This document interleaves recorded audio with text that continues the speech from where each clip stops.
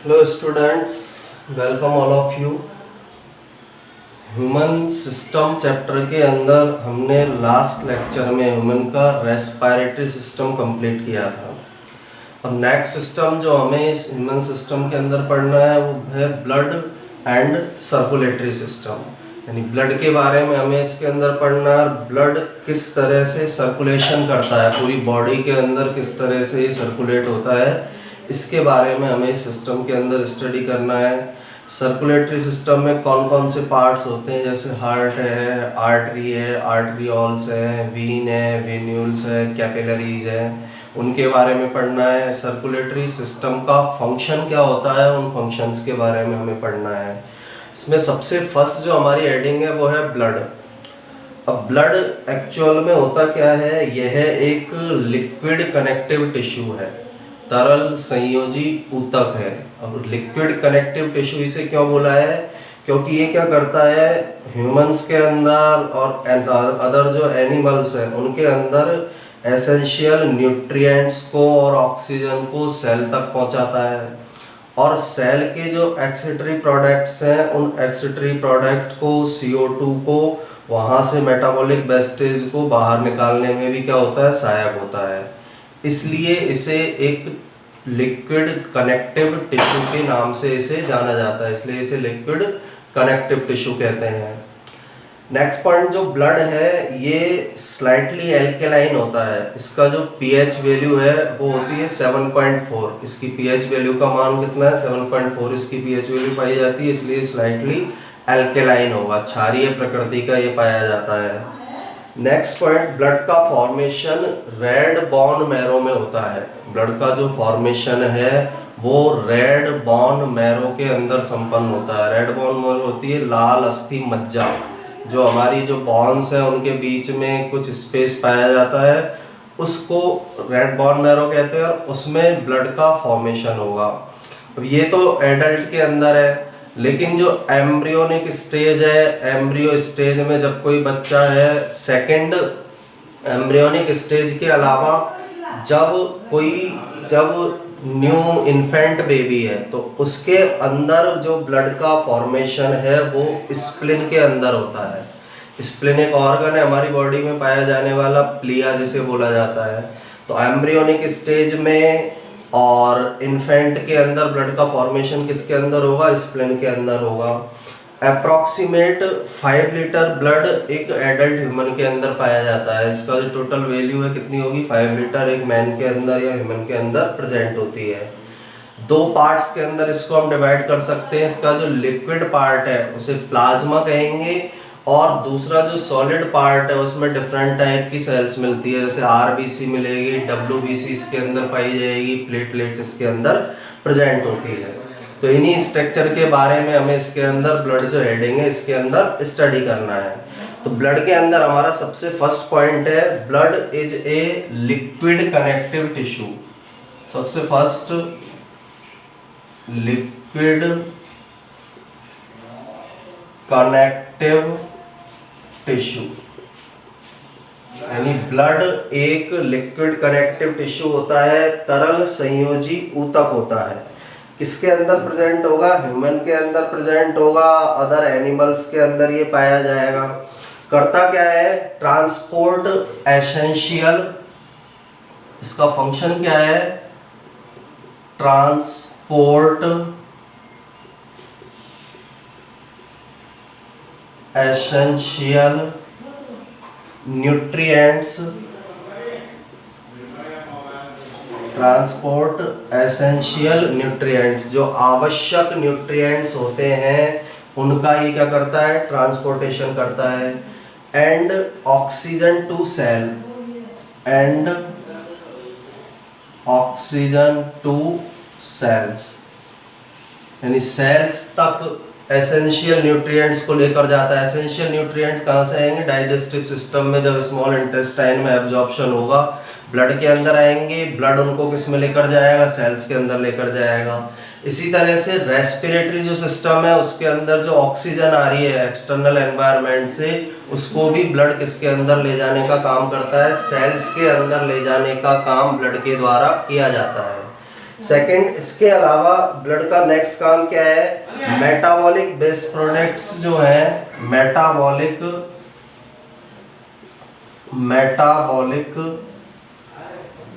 Based जो products होते हैं, मेटाबॉलिक बेस्ड प्रोडक्ट्स वो होते हैं जो सेल के अंदर मेटाबॉलिक प्रोसेसेस जो होती है उनके अंदर बनेंगे, उन्हें बोला जाता है मेटाबॉलिक बेस्ड प्रोडक्ट। तो मेटाबॉलिक जो बेस्ड प्रोडक्ट्स हैं और CO2 है, CO2 भी सेल के अंदर रेस्पिरेशन की प्रोसेस से बनती है, ये मेटाबॉलिक प्रोसेस से बनते हैं। तो इन दोनों को सेल से बाहर ट्रांसपोर्ट करने का काम करेगा फ्रॉम द सेल्स।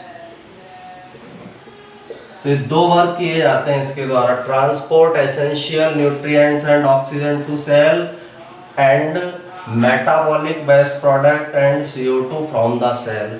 सेल तक एसेंशियल न्यूट्रिएंट्स को पहुंचाता है, ऑक्सीजन को पहुंचाता है, और मेटाबॉलिक जो बेस्ड प्रोडक्ट्स है और CO2 है उनको सेल से लाने का काम, उनको सेल से ट्रांसपोर्ट करने का काम इसके द्वारा किया जाता है। तो दो मेन फंक्शन इसके द्वारा कंप्लीट किए जाएंगे। अब इससे हमें क्या पता चलता है कि डाइजेस्टिव सिस्टम जो है उसके फंक्शन में भी ये हेल्प कर रहा है, न्यूट्रिएंट्स को लेकर जा रहा है, डाइजेस्टिव सिस्टम के फंक्शन में हेल्प कर रहा है, रेस्पिरेटरी सिस्टम के अंदर भी ये हेल्प कर रहा है, रेस्पिरेटरी जो सिस्टम है उसके अंदर भी ये क्या कर रहा है, हेल्प, क्योंकि O2 CO2 का क्या कर रहा है, ट्रांसपोर्टेशन कर रहा है। तो दोनों तरह के सिस्टम के फंक्शन के लिए इसका होना जरूरी होता है। यदि ये नहीं हो, ब्लड नहीं हो, तो डाइजेस्टिव सिस्टम भी वर्क नहीं कर पाएगा और जो रेस्पिरेटरी सिस्टम है वो भी अपना फंक्शन नहीं कर पाएगा। तो दोनों तरह के सिस्टम के फंक्शन के लिए ब्लड कंपलसरी है, ब्लड का होना जरूरी होता है। इसके बाद यह स्लाइटली एल्केलाइन फ्लूइड होता है, स्लाइटली एल्केलाइन फ्लूइड है, एल्केलाइन फ्लूइड है।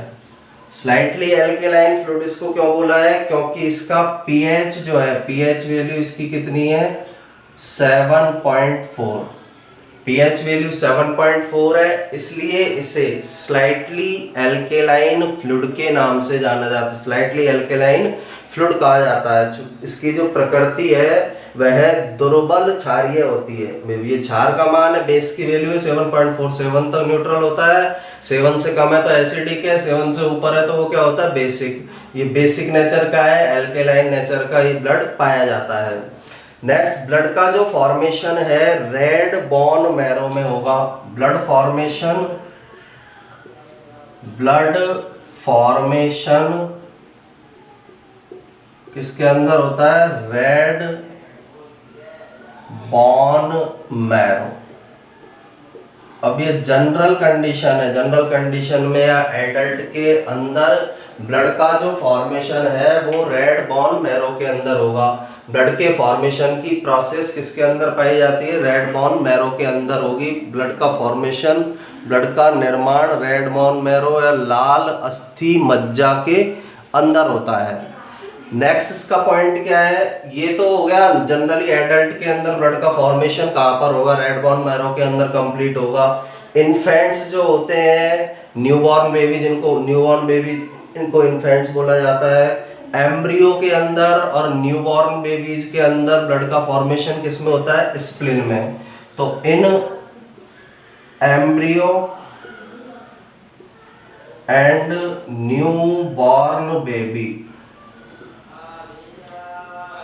ब्लड फॉर्मेशन किसके अंदर होगा, ब्लड फॉर्मेशन किस ऑर्गन के अंदर होता है, स्प्लीन ऑर्गन के अंदर होगा, न्यूबॉर्न बेबी के अंदर। और जो एम्ब्रियो है, एम्ब्रियोनिक स्टेज में जब है, ह्यूमन का जब डेवलपमेंट हो रहा है, जाइगोट से एम्ब्रियो बना है, तो एम्ब्रियो के अंदर, न्यूबॉर्न बेबी के अंदर ब्लड का फॉर्मेशन स्प्लीन के अंदर संपन्न होता है। स्प्लीन को हम हिंदी में बोल सकते हैं प्लीहा। प्लीहा के अंदर ब्लड के फॉर्मेशन की क्रिया कंप्लीट होती है।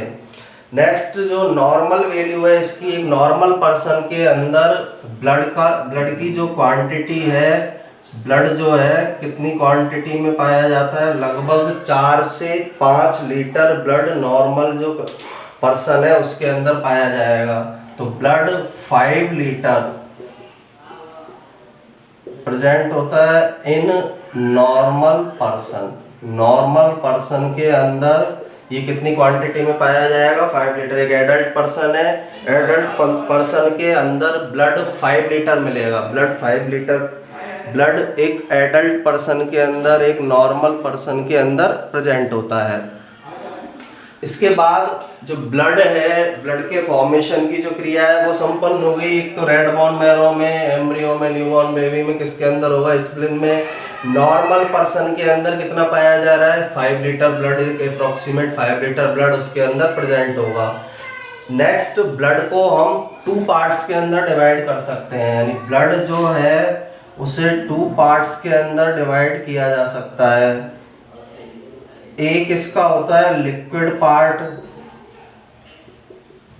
और एक इसके अंदर पाया जाता है सॉलिड पार्ट। लिक्विड पार्ट जो पाया जा रहा है उसे बोला जाता है प्लाज्मा। ब्लड का जो लिक्विड पार्ट होगा उसे किस नाम से जाना जाता है, प्लाज्मा। और सॉलिड पोर्शन जो इसका होगा ये किससे बना होता है, मेड अप ऑफ सेल्स से। अब सेल्स भी डिफरेंट टाइप की हो सकती है, आरबीसी होगी, डब्ल्यूबीसी होगी और प्लेटलेट्स होगी। इन सेल के टाइप कौन कौन से हैं, सेल कितने टाइप की हो सकती है, आरबीसी, सेकेंड टाइप हो सकता है डब्ल्यूबीसी और थर्ड टाइप इनका क्या होता है, प्लेटलेट्स। तो 3 प्रकार की सेल्स ब्लड के अंदर पाई जा सकती है, आरबीसी है, डब्ल्यूबीसी है और तीसरी को क्या बोला जाता है, प्लेटलेट्स बोला जाएगा। एक्चुअल में सेल की जगह इनके लिए कार्पोसियल्स वर्ड काम में लेते हैं, लेकिन हमारे जो बुक्स है उनके अंदर सेल है, इसलिए हम इसको सेल पढ़ रहे हैं यहाँ पर। आगे जो हायर क्लास है उनके अंदर इन्हें कार्पोसियल्स कहते हैं। रेड ब्लड कार्पोसियल्स, व्हाइट ब्लड कार्पोसियल्स और तीसरी वाली कौन सी है, प्लेटलेट्स। लाल रक्त कणिका, श्वेत रक्त कणिका, प्लेटलेट्स या बिंबाणु इनको बोला जाता है। तो ये ब्लड का फॉर्मेशन करने वाले पार्ट है। लिक्विड पार्ट प्लाज्मा कहलाएगा, सॉलिड पार्ट जो सेल से बना होगा, 3 तरह की सेल इसके अंदर प्रेजेंट होगी, आरबीसी, डब्ल्यूबीसी और तीसरी का नाम क्या होता है, प्लेटलेट्स होगा।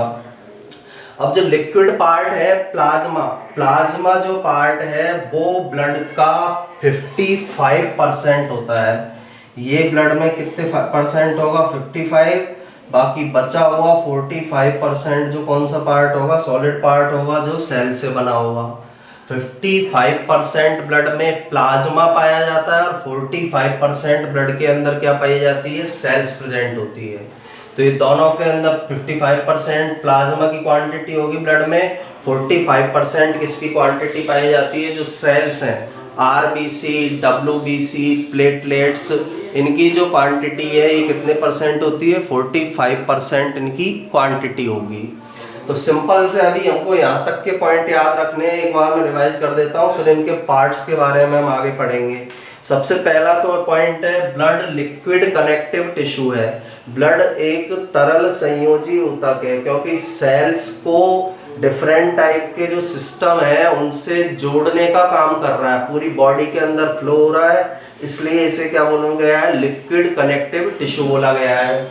Transport essential nutrients and O2 to cell, essential जो न्यूट्रिएंट्स है सेल के लिए और ऑक्सीजन है उनको सेल तक ले जाता है, और मेटाबॉलिक बेस प्रोडक्ट्स और CO2 को सेल से वापस लेकर आता है, जैसे एक्सक्रीटरी वाले भाग के अंदर लेकर आएगा, लंग्स वाले भाग के अंदर लेकर आएगा। स्लाइटली एल्कलाइन फ्लूइड है, pH वैल्यू कितनी होती है, 7.4 पाई जा रही है। ब्लड का फॉर्मेशन रेड बोन मैरो के अंदर होता है, कि जो एडल्ट पर्सन है या डेवलप जो पर्सन है उसके अंदर ब्लड का फॉर्मेशन रेड बोन मैरो में होगा। एम्ब्रियो और न्यूबॉर्न बेबी में ब्लड का फॉर्मेशन किस में होता है, स्प्लीन के अंदर होता है। ब्लड नॉर्मल पर्सन के अंदर अप्रोक्सीमेटली 5 लीटर होता है। 2 पार्ट्स के अंदर इसको डिवाइड कर सकते हैं, लिक्विड पार्ट प्लाज्मा कहलाएगा, 55% होता है, सॉलिड पार्ट सेल से बना होता है, 45% होगा। सेल्स जो है 3 तरह की पाई जाएगी इसके अंदर, आरबीसी, डब्ल्यूबीसी और प्लेटलेट्स, 3 टाइप की सेल इसके अंदर प्रेजेंट होती है। अब जो प्लाज्मा वाला पार्ट है 55% जो पार्ट पाया जा रहा है, इस पार्ट के अंदर भी 92% वाटर होता है और 8% ऑर्गेनिक और इनऑर्गेनिक सब्सटेंस होंगे। प्लाज्मा वाले पार्ट में 92% क्या प्रेजेंट होता है, वाटर, और बचा हुआ 8% जो है इसके अंदर ऑर्गेनिक एंड इनऑर्गेनिक मटेरियल होते हैं। इनऑर्गेनिक और इनऑर्गेनिक मॉलिक्यूल्स इसके अंदर पाए जाते हैं। तो सिंपल सा प्लाज्मा के अंदर हमें याद रखना है, प्लाज्मा में 92% वाटर होता है, 8% ऑर्गेनिक और इनऑर्गेनिक मॉलिक्यूल्स इसके अंदर पाए जाते हैं। 8% इसके अंदर ऑर्गेनिक और इनऑर्गेनिक मॉलिक्यूल्स होंगे और 92% वाटर इसके अंदर प्रेजेंट होता है। तो दोनों चीज़ों को 5-6 पॉइंट जो हमने पढ़े हैं उन्हें हमने ध्यान रखना है। इसके बाद हम आगे कंटिन्यू करते हैं कि आरबीसी, डब्ल्यूबीसी, प्लेटलेट्स जो है वो किस तरह की स्ट्रक्चर होती है, आरबीसी कैसी स्ट्रक्चर है, डब्ल्यूबीसी कैसी स्ट्रक्चर है और प्लेटलेट्स किस तरह की स्ट्रक्चर है। तो ब्लड के अंदर दो तरह के पार्ट्स अभी हमने पढ़े, एक प्लाज्मा है जो इसका लिक्विड पार्ट है और जो सॉलिड पार्ट है उसके अंदर डिफरेंट टाइप की सेल्स पाई जाती हैं। प्लाज्मा जो पार्ट है वो ब्लड का 55% पार्ट बनाता है। प्लाज्मा के अंदर 92% वाटर होगा, 8% ऑर्गेनिक और इनऑर्गेनिक सब्सटेंस पाए जाते हैं। नेक्स्ट हमें पढ़ना है जो ब्लड के अंदर सेल्स पाई जा रही हैं वो कितने टाइप की होती है। तो ब्लड सेल्स के बारे में, ब्लड के अंदर जो सेल्स हैं उनके प्रकार के बारे में और उनके फंक्शन के बारे में पढ़ना है। अब ब्लड सेल्स में भी सबसे फर्स्ट टाइप की जो सेल है उन्हें रेड ब्लड सेल्स कहते हैं। फर्स्ट टाइप की सेल रेड ब्लड सेल्स कहलाती है। कार्पुसियल्स भी इन्हें बोला जाता है, ये वर्ड भी हमें याद रखना है। Red blood cells, red blood cell, R से रेड, बी से ब्लड, सी से सेल्स, सी से कार्पुसियल्स, कणिकाएं भी इन्हें बोला जाता है। अब आरबीसी जो है इसी का एक अदर नेम और होता है इरिथ्रोसाइट। इन्हीं का सेकंड नेम कौन सा है, इरिथ्रोसाइट्स। आरबीसी को ही इरिथ्रोसाइट्स के नाम से भी जाना जाता है। आरबीसी की क्या कैरेक्टरिस्टिक है, 99% होती है। टोटल जो ब्लड सेल है उनका 99% आरबीसी होगी। यानी आरबीसी के अंदर क्या कैरेक्टर्स पाए जा रहे हैं, आरबीसी में टोटल जो ब्लड सेल है उनका 99% आरबीसी होगी। 99% ऑफ टोटल ब्लड सेल्स, यानी सबसे ज्यादा मात्रा में मिलेगी केवल 1% में डब्ल्यूबीसी और प्लेटलेट्स मिलेगी। टोटल जो ब्लड सेल्स है उनका 99% आरबीसी होती है। सेकंड, इन सेल्स के अंदर एक विशेष टाइप का प्रोटीन पाया जाता है जिसे हम हीमोग्लोबिन कहते हैं।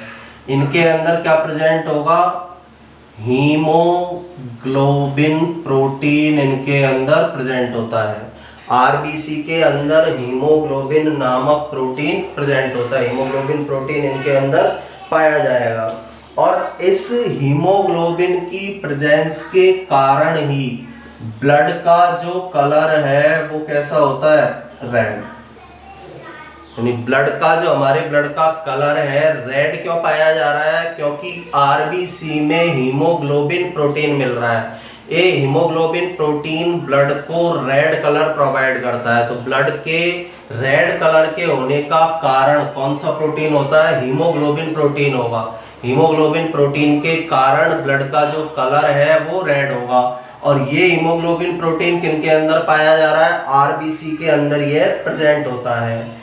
इसके अलावा जो आरबीसी है इनके अंदर न्यूक्लियस एब्सेंट होता है। नेक्स्ट इसका कैरेक्टर क्या है, इनके अंदर न्यूक्लियस एब्सेंट होगा। आरबीसी इस तरह की ब्लड कार्पुसियल्स है, ब्लड सेल्स हैं जिनके अंदर न्यूक्लियस एब्सेंट होता है। मैमल्स जो होते हैं उनकी आरबीसी में न्यूक्लियस नहीं पाया जाता है, केंद्रक रहित कोशिकाएं हैं ये, इनके अंदर केंद्रक नहीं पाया जाएगा। नेक्स्ट इसका पॉइंट क्या है, इनका जो एवरेज एज है आरबीसी की, एवरेज एज जो है वो 120 डेज होती है। 120 डेज इनकी लाइफ स्पैन बोल सकते हैं हम, जीवन अवधि या एवरेज इनका जो लाइफ स्पैन है वो कितना होता है 128 डेज। 120 डेज के बाद आरबीसी डेस्ट्रॉय हो जाती है, नई आरबीसी बनती रहती है हमारी बॉडी में और पुरानी आरबीसी डेस्ट्रॉय होती रहती है। तो इनकी जो एवरेज लाइफ स्पैन है, जीवन अवधि जो है, एवरेज एज जो है इनकी, एवरेज एज कितनी होती है 120 डेज होगी, 120 दिन इनकी एवरेज एज होती है आरबीसी की, एवरेज औसत आयु होती है। और इनका जो फॉर्मेशन है रेड बोन मैरो में होगा, आरबीसी का फॉर्मेशन रेड बोन मैरो में होता है। तो ये आरबीसी से रिलेटेड इंपॉर्टेंट पॉइंट है। फर्स्ट पॉइंट 99% होगी, टोटल जो ब्लड सेल्स पाई जा रही है उनका 99% होती है। आरबीसी में हीमोग्लोबिन प्रोटीन मिलता है और इसी हीमोग्लोबिन के कारण ब्लड का कलर रेड होगा। न्यूक्लियस आरबीसी के अंदर एब्सेंट होता है। इनका जो एवरेज एज है, एवरेज आयु जो है इनकी, लाइफ स्पैन जो है वो 120 दिन है, 120 डेज है। और रेड बोन मैरो के अंदर आरबीसी का क्या होता है प्रोडक्शन होता है, रेड बोन मैरो में ये बनती है। इसके बाद सेकंड टाइप की जो सेल है white blood cells, white blood cells, या इनको हम शॉर्ट में क्या बोल सकते हैं WBC, शॉर्ट में इनको बोला जाता है WBC। W से व्हाइट, B से ब्लड, C से सेल्स या कार्पुसेल्स भी इनको बोला जा सकता है। C का मतलब होता है सेल्स या कार्पुसेल्स के नाम से इन्हें जाना जाता है। इन सेल्स को हम बेसिकली जो है व्हाइट ब्लड सेल्स जो है ये काम क्या करती है, ये हमारी बॉडी के अंदर इम्यूनिटी को प्रोवाइड करने का काम करती है। यानी इनका काम क्या है, बॉडी के अंदर इम्यूनिटी जो देने का काम है, प्रतिरक्षा की क्रिया में ये WBC हेल्प करती है, इम्यूनिटी की प्रोसेस में हेल्प करेगी। रेड बोन मैरो के अंदर ही इनका फॉर्मेशन हो जाता है। एक्चुअल में जो बोन मैरो है वो मैंने ही बताया था, बोन्स के बीच का गैप होता है, वहीं पर इनका क्या हो जाएगा फॉर्मेशन होगा। इन्हें हम ल्यूकोसाइट्स और कहते हैं, इसका एक अदर नेम और है ल्यूकोसाइट। WBC को ही किस नाम से और जाना जाता है, ल्यूकोसाइट्स के नाम से भी इन्हें जाना जाता है। दूसरा नाम इसका है ल्यूकोसाइट, WBC के अदर नेम ल्यूकोसाइट होगा। और इम्यूनिटी के अंदर ये हेल्प कर रही है। अब WBC के अंदर हीमोग्लोबिन नहीं पाया जाता है, इसीलिए इनका कलर कैसा दिखाई देता है व्हाइट। हीमोग्लोबिन एब्सेंट है इसलिए इनका कलर व्हाइट दिखाई देगा। हीमोग्लोबिन इनके अंदर एब्सेंट होता है, कलर लेस होती है, इसलिए इनको व्हाइट ब्लड सेल्स के नाम से जाना जाता है। 2 टाइप्स की मेनली ये होती है, ग्रेन्युलोसाइट और एग्रेन्युलोसाइट। ग्रेन्युलोसाइट ऐसी WBC है जिनमें ग्रेन्यूल्स दिखाई देते हैं, कण जिनके अंदर दिखाई देंगे वो ग्रेन्युलोसाइट है। एग्रेन्युलोसाइट जिनके अंदर ग्रेन्यूल्स या कण नहीं पाए जाते हैं उन्हें एग्रेन्युलोसाइट कहते हैं। ग्रेन्युलोसाइट को भी फिर आगे 3 पार्ट में डिवाइड किया है, न्यूट्रोफिल, इओसिनोफिल और बेसोफिल। अब ये स्टेन के आधार पर इनकी डिवाइडेशन है, किस तरह से वो स्टेन हो रही है। 3 टाइप में बांटा है ग्रेन्युलोसाइट को, न्यूट्रोफिल, बेसोफिल और इओसिनोफिल।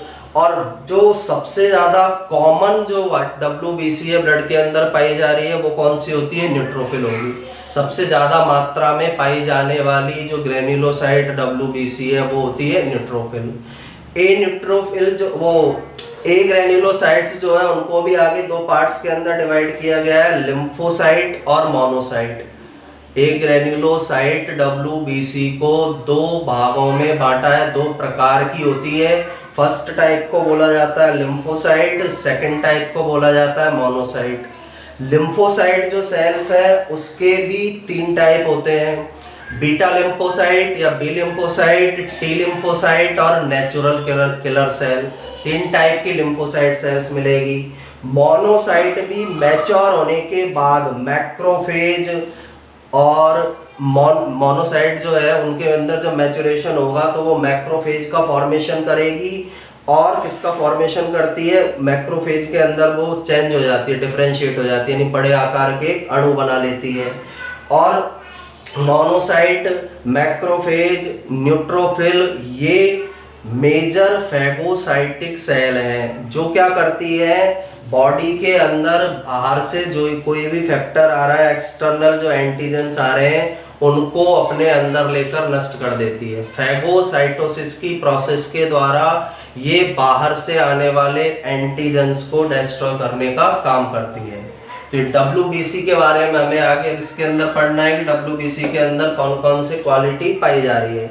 सबसे फर्स्ट पॉइंट WBC का है this cell important in immunity. सबसे फर्स्ट काम तो ये किसके अंदर हेल्प करती है, इम्यूनिटी के अंदर ये हेल्पफुल है। हमारे शरीर में जो इम्यूनिटी है, प्रतिरक्षा का जो काम है वो इनके द्वारा किया जा रहा है। इनका फॉर्मेशन भी किसके अंदर होगा, रेड बोन मैरो के अंदर इनका फॉर्मेशन होता है।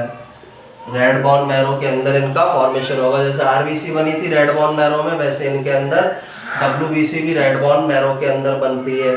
थर्ड, इनके अंदर हीमोग्लोबिन एब्सेंट होता है।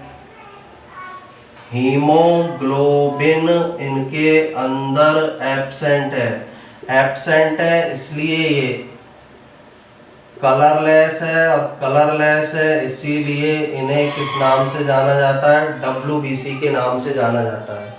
हीमोग्लोबिन एब्सेंट है इसलिए कैसी होगी, कलरलेस होगी। कलरलेस है इसीलिए इन्हें व्हाइट ब्लड कार्पुसेल्स कहा जाता है। श्वेत रक्त कणिका के नाम से इन्हें जाना जाता है। इन्हें व्हाइट ब्लड कार्पुसेल्स या WBC के नाम से इन्हें जाना जाता है। नेक्स्ट इसका पॉइंट है, these cell are two types. जो WBC है उनको आगे हम कितने टाइप्स के अंदर डिवाइड कर सकते हैं, जैसे WBC को भी आगे दो पार्ट्स के अंदर डिवाइड कर सकते हैं। फर्स्ट पार्ट होगा ग्रेन्युलोसाइट, सेकंड पार्ट कौन सा होता है, ए ग्रेन्युलोसाइट। ग्रेन्युलोसाइट और सेकंड इसका प्रकार क्या हो सकता है, ए ग्रेन्युलोसाइट।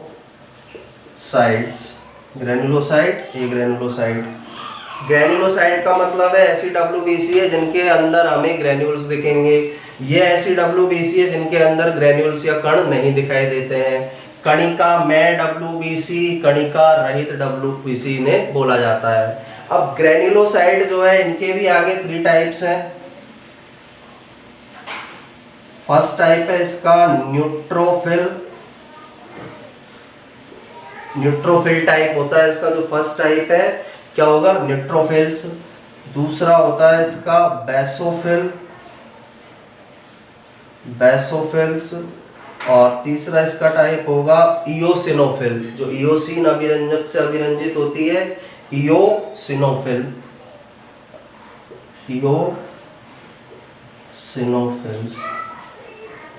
तो 3 टाइप की ग्रेन्युलोसाइट होती है, न्यूट्रोफिल होगी, बेसोफिल होगी और इयोसिनोफिल होती है। इयोसिनोफिल टाइप की जो है ये सेल्स पाई जाती है। इयोसिनोफिल टाइप की ये 3 टाइप के अंदर ग्रेन्युलोसाइट को हमने डिवाइड किया, न्यूट्रोफिल, बेसोफिल, इयोसिनोफिल। एक ग्रेन्युलोसाइट जो है उनको भी 2 टाइप्स के अंदर डिवाइड किया जाता है, लिम्फोसाइट्स एंड मोनोसाइट्स। इनका भी आगे डिवाइडेशन 2 टाइप में है, लिम्फोसाइट्स और दूसरा टाइप इनका क्या होता है, मोनोसाइट्स। तो इनका डिवाइडेशन हमें ध्यान रखना है। WBC जो है उसे सबसे पहले तो 2 पार्ट्स के अंदर हमने डिवाइड किया, एक ग्रेन्युलोसाइट, दूसरा कौन सा होता है, ए ग्रेन्युलोसाइट। 2 पार्ट्स में बट गई। ग्रेन्युलोसाइट को भी 3 पार्ट्स में हमने बांटा है, एक न्यूट्रोफिल, बेसोफिल, इयोसिनोफिल। स्टेन के बेस पर है ये, किस प्रकार के स्टेन से स्टेनिंग हो रही है उसके बेस पर इनके अंदर जो ग्रेन्यूल्स पाए जा रहे हैं, किस प्रकार के स्टेन से स्टैंड हो रहे हैं, उसके बेस पर 3 टाइप है, न्यूट्रोफिल, बेसोफिल, इयोसिनोफिल। ये एसिडिक जो स्टेन होता है उससे स्टेन होती है, ये बेसिक से होती है, ये दोनों से ही हो जाती है, एसिडिक स्टेन और बेसिक स्टेन दोनों से। ए ग्रेन्युलोसाइट के दो टाइप्स हैं, एक लिम्फोसाइट्स हैं और दूसरे को क्या बोला जाता है, मोनोसाइट्स के नाम से जाना जाता है। ये ग्रेन्युलोसाइट्स को टू टाइप्स के अंदर डिवाइड किया गया है।